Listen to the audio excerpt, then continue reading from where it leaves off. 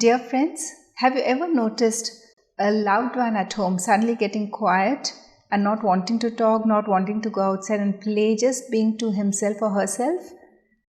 Yes, friends, I'm talking to you today on emotional wellness. It's so important to always stay emotionally connected to a loved one. It could be a child, it could be a brother, it could be a sister, especially if the child is facing some particular challenge in his or her life. It's important to not remain parent, but reach out and try to understand what's happening in that child's life, because trust me, it will make a huge difference if you just try and go and reach out. It could be in terms of talking, it could be in terms of just trying to get him out of that space that he's closed himself into, and to try, because it would affect him later on in his life. So I'm going to introduce you to my friend Karun Raman. He's a fashion choreographer, and he's going to tell us how important it has been for him to overcome a challenge, as his mother had closely connected with him emotionally to get him out of a problem. So we are going to hear what Karun is speaking to us on emotional wellness. Hello viewers, this is Karun Raman. I'm a fashion choreographer and an entrepreneur.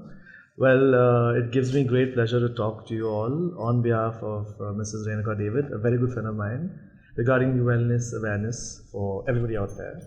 So when Renuka told me this initiative, I was a little confused on what topic to speak about, but I thought I'd speak about something which is a little close to me, actually, which has played a major part of my role to come out and to be who I am today.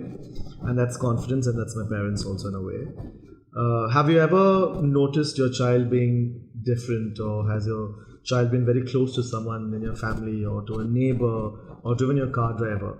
I think every parent has to have that kind of a hold and concentration on your child's behavior and life stream to know on every day-to-day basis of what the child is up to.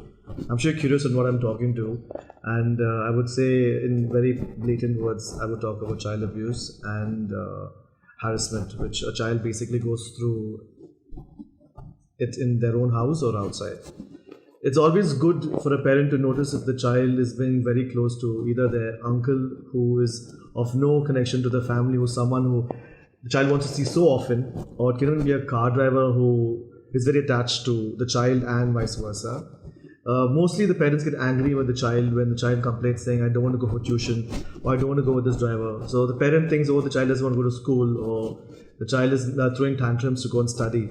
But if you actually look at it and if you read into it, there is so much more than what you could expect. Because the child is innocent, A, and the child does not know how to term the pain the child is going through. So like people say, charity starts from home. I think parents need to take the initiative and start that spot on, noticing things from home, because the child will not be able to describe what the child is going through. Even on the telephone, if a child is going to be talking to someone constantly, I think every parent has to look into it, because there's no use of finding out one day and crying about it, because by that time the child has gone through all the pain and torture he or she shouldn't be going through.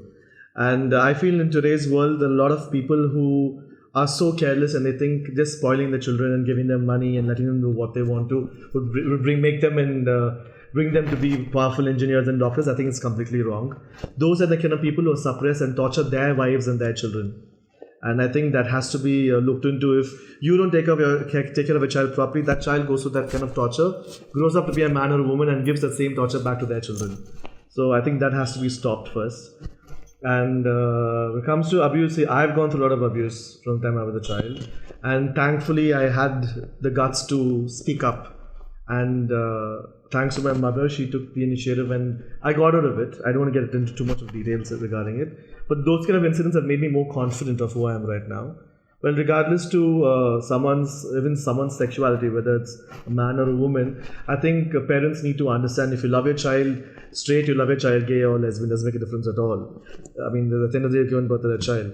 So you'd rather be supportive to what the child wants to do and support them, because I feel abuse and harassment is increasing day to day, and I think it all starts from home. So that has to be stopped first. All the rape cases, all the murders, everything starts, I feel, if parents pay more attention to their children who grow up to be men and women are more tamed and more loving and not animals. because we see so much of newspaper information about people committing murders and rapes and crimes. It all starts from home. So I think behavior starts from what they learn from their parents. And I've gone through a lot of incidents that people have tried to kill me in clubs, people have tried to murder me, people have harassed me, bullied me, regardless to God knows why. But they think that they need to pick on someone who's probably weaker than they are or less stronger. But I would want to tell people that I'm much more stronger than they are mentally and emotionally, but maybe strength-wise not. But I think it's all because of my parents, and I think every mother and father should pay that kind of initiative to their children. The same way Renuka is making us do this, for you guys to get in touch with people like me and the others on the panel. I think you people should be much more stronger as a family, stronger as a mother, as a father towards your child, and that would make a huge difference. Thank you. I dread to think what would have happened to Karun had his mother not interjected at that point of his life. Emotional connect or emotional intelligence shown by his mother, or I'd rather put it as the emotion quotient factor of this relationship, got Karun to get out of his situation and become the person he is. So dear friends, always stay connected emotionally with your loved ones, because it makes a huge difference. If you're continuing to enjoy our talks, do subscribe to our channel and share with your family and friends. I chanced about this beautiful quote on emotional wellness the other day. Inner peace begins the moment you choose not to allow another person or event control your emotions. Powerful, isn't it? So dear friends, stay blessed, stay happy, have a great day ahead. Goodbye.